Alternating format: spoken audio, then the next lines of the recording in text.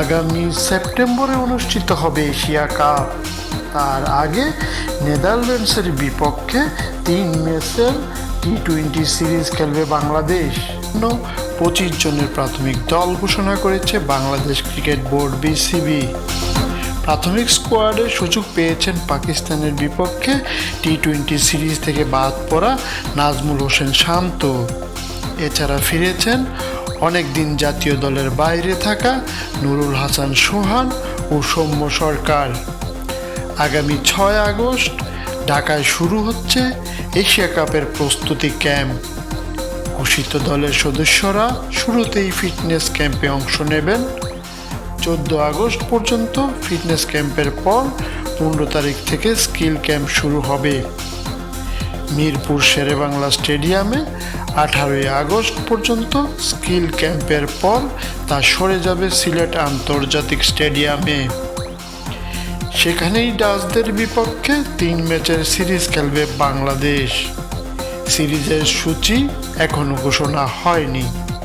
11 থেকে 13 আগস্টের মধ্যে কোচিং স্টাফরা দলের সঙ্গে যোগ দেবেন বলে বিসিবি সূত্রে জানা গেছে। প্রাথমিক স্কোয়াডে থাকা ক্রিকেটারদের মধ্যে 5 জন ক্রিকেটার আছেন অস্ট্রেলিয়ার ডারউইনে অনুষ্ঠিতব্য টপ এন্ড টি-20 সিরিজের স্কোয়াডে। তারা 6 তারিখে ক্যাম্পে যোগ দিয়েই 7 তারিখে অস্ট্রেলিয়ায় রওনা দেবেন। ওই টুর্নামেন্টে খেলে সিলেটের ক্যাম্পে যোগ দেবেন তারা। টপ এন্ড টি-20 সিরিজে জায়গা পাওয়া 5 ক্রিকেটার হচ্ছেন নুরুল হাসান সোহান, নাঈম শেখ, সাইফ হাসান, হাসান মাহমুদ ও মাহিদুল ইসলাম অঙ্কন।